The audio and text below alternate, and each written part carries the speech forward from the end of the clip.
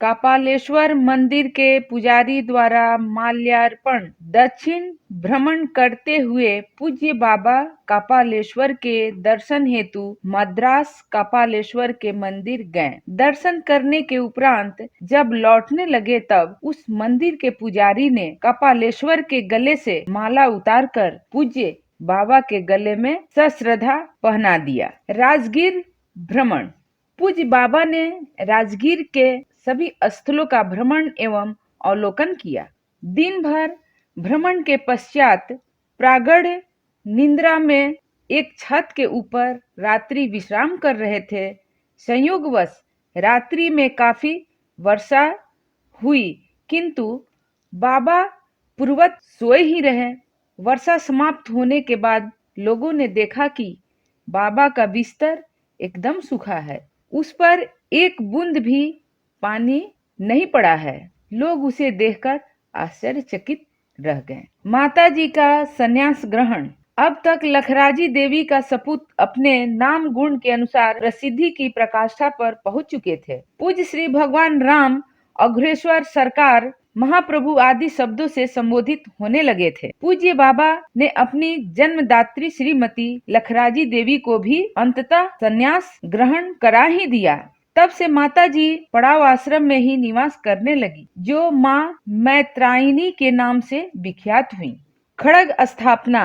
हिमालय भ्रमण के दौरान परम पूज्य श्री भगवान राम ने हिमालय स्थित काली मठ में एक विशाल खड़ग की स्थापना की। हिमालय चूंकि भारत का प्रहरी है, अतः पूज्य श्री ने इस बात को ध्यान में रखते हुए काली मठ में खड़ग की स्थापना की कि यह खड़ग संपूर्ण देशवासियों की रक्षा भविष्य में करता रहे। महंत श्री राजेश्वर राम बाबा का क्रीम कुंड के भावी महंत से साक्षात्कार। क्रीम कुंड स्थल के महंत पूज्य श्री राजेश्वर राम बाबा कुछ दिनों से अस्वस्थ चल रहे थे। उनकी इच्छा थी कि स्वयं अघोरेश्वर महाप्रभु बाबा किन्नाराम स्थल के महंत का कार्यभार संभाले। पूज्य अघोरेश्वर भगवान राम ने पूज्य श्री से निवेदन किया कि मैं समाज और राष्ट्र की सेवा का व्रत ले लिया हूँ। महंत पद पर आसीन होने से उस व्रत में व्यवधान हो सकता है। अघोरेश्वर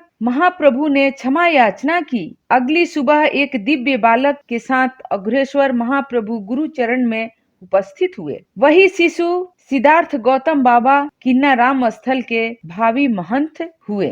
वामदेव नगर आश्रम में प्रधानमंत्री श्री मोरारजी देसाई का आगमन। भारत के तत्कालीन प्रधानमंत्री श्री मोरारजी देसाई अपनी विमान दुर्घटना के पश्चात इसी आश्रम में बाबा के दर्शनार्थ पधारे थे। बाबा के प्रिय शिष्य संत प्रियदर्शी राम जी बाबा के पीछे खड़े दिखाई दे रहे हैं।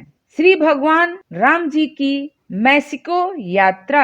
साधु सन्यासियों के मूल धर्म का पालन करते हुए भारतीय कुष्ठी लोगों की कल्याण भावना से प्रेरित हो पूज्य बाबा ने अमेरिका होते हुए मैक्सिको के कुष्ठी अस्पताल का अवलोकन किया तथा उन लोगों को जड़ी बूटी से संबंधित अनेक औषधियों का ज्ञान कराया। यह विश्व की उत्पीड़ित मानवता के प्रति उनके हृदय में भरी हुई दया एवं करुणा का सूचक है। वस्तुतः महात्मा देश काल की सीमा पर परे होते हैं। जलमग्न पड़ाव आश्रम। जुलाई 1982 बरसात का समय वर्षाधिक के कारण सर्वत्र जल पलावन माँ गंगे ने पड़ाव आश्रम को भी अपने चपेट में ले लिया। आश्रम प्रांगण में सर्वत्र जल ही जल दिखाई पड़ रहा था। संभवतः इसके पीछे माँ गंगा के हृदय में यह भाव रहा होगा कि पड़ाव आश्रम के कुष्ठियों के पाप ताप मेरे पवित्र जल से निर्मल हो जाए। जल